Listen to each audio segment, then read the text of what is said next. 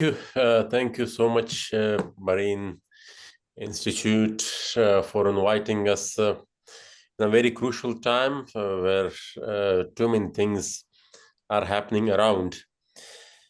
Starting from the question of how did the strategic depth policy of the deep state of Pakistan affected the people of the bordering areas, or I would say that the entire Pakhtunkhwa have been affected.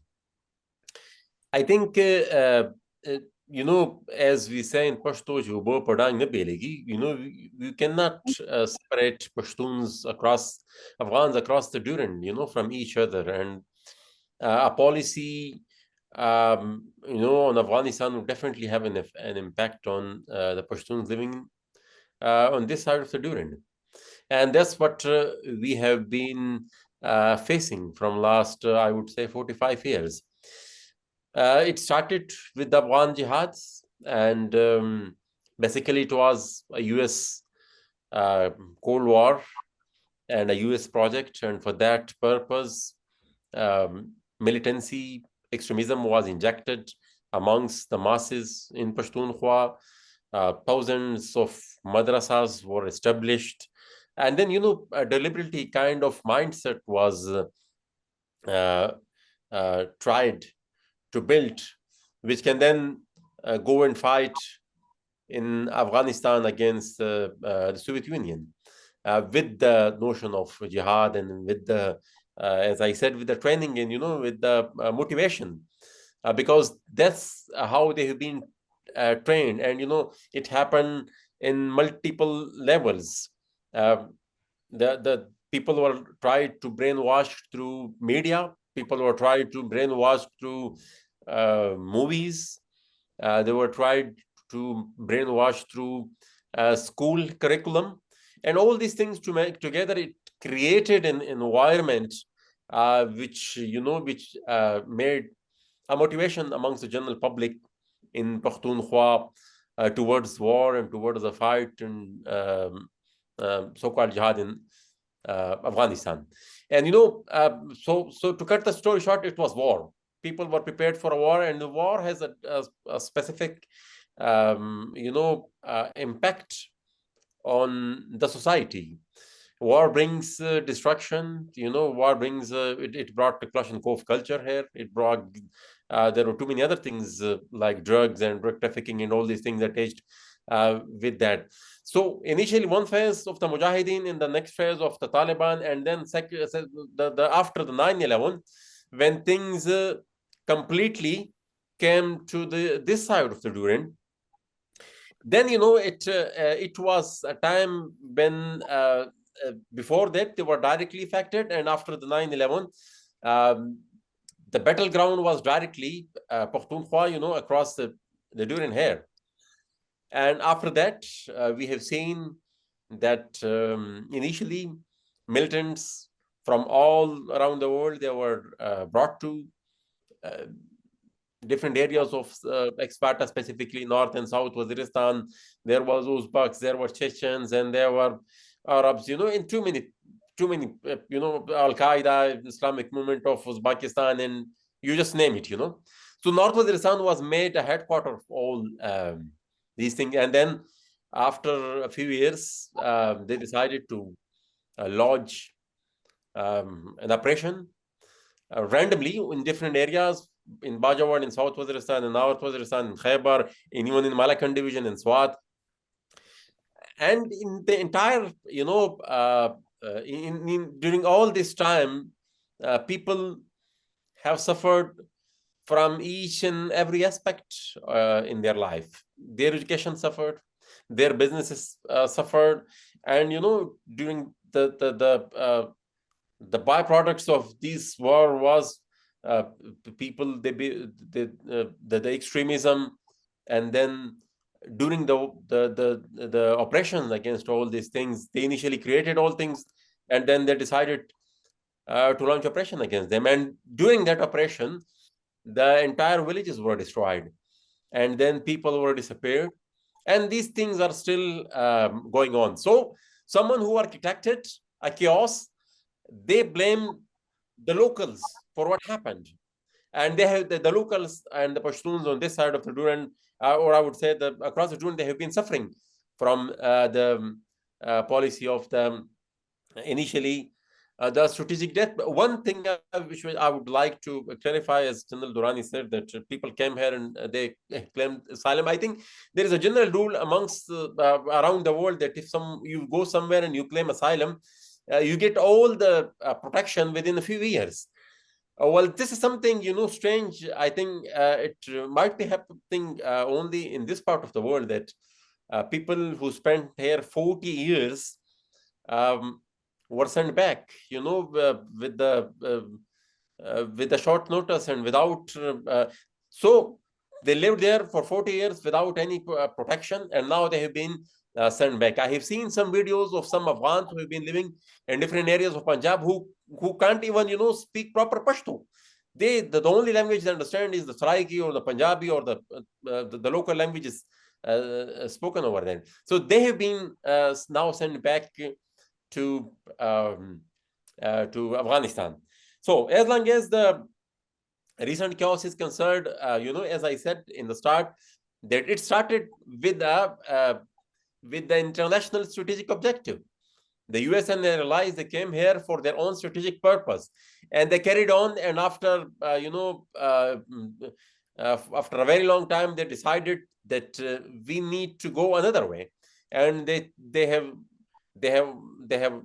other intentions for this region. They have other strategic objectives for this for this region. And then they decided to talk with Taliban, and then Pakistan facilitated, because they have been always playing a role of a local contractor for America, in all this war on terror and everything which happened during the last 45 years. So they facilitated the Doha talks, and then after the Doha talks, the Republic of Afghanistan was de-recognized, and followed by the events, the way the prisoners were released from the jails, and then the way the takeover of Taliban was facilitated by the US, and with the support and on-ground logistic support of Pakistan with the Taliban. So the local interest of Pakistan is because they're worried about the identity question of the Pashtuns here, and definitely in their connections across the Durand. And apart from that, they want their hegemony in Afghanistan also. So, and for that purpose, they want people who work under their umbrella to be ruling Afghanistan. And they initially believed it. I would say they still are enjoying that liberty, because anyone ruling Afghanistan with the name of religion, I think they don't have any issue with that. The only reason we are watching this recent confrontation is because they have to give a narrative to the rest of the Pakistan also, to the general public of the Pakistan also, about the chaos which is happening right now in Pakhtunkhwa. And that is also, I said, it is the continuation of why the Doha deal was signed. It was signed because the West wanted this region to be used for another strategic purpose against China.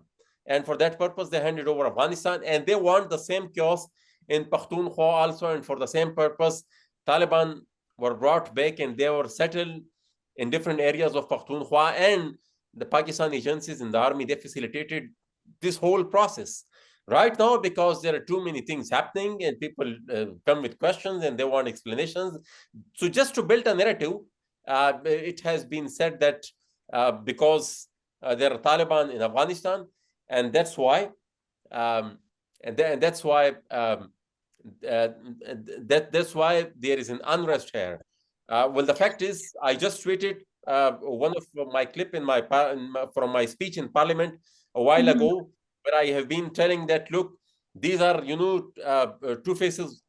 These are same thing, and two sides of the same coin. And there is no disconnection between Afghan Taliban and the local Taliban who are operating in Pakistan.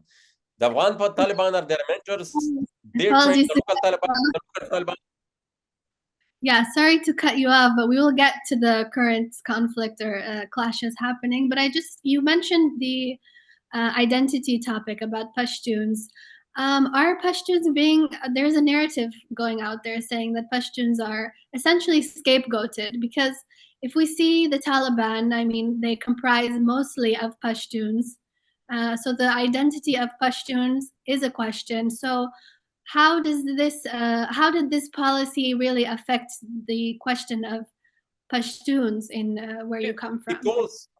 Because they want to replace the identity with a religion, with ideology which is based on religion, and that's why they believe. If you see in the current conflict, after bringing back the Taliban, they have a kind of shrinked the space for nationalist politics, and that was the purpose of bringing them back in Afghanistan also, because the Taliban, Pashtuns have affected the most from the ideology of Taliban, from the presence and from the activities of Taliban on the both sides of the, the destruction they did in Afghanistan. Everybody, that is also on the record. But what they did and what they're still doing now is still, on every second day, we come across the target killings of nationalist political workers, journalists, businessmen. And interestingly, I have said it many times before, nobody can wish someone the situation from which the Pashtuns in Pakistan are facing now. But interestingly, this chaos and this encroachment of the Taliban, it is not crossing the borders of Pakhtunkhwa, which is quite certain.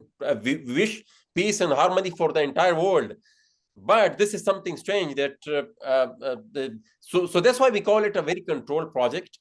And that control project, it started from the Doha deal, and then the purpose was to hand over all this region to militants and then use it strategically in the future against the Belt and Road Initiative and to contain the economic expansion of China. So what you're saying essentially is this region is again being used.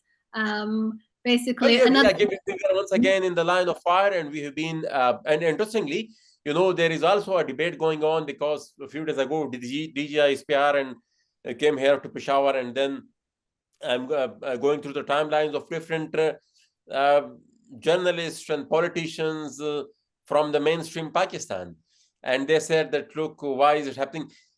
We have been made, as you said, that as scapegoats once again, and we have been used as a raw material for this strategic objectives once again.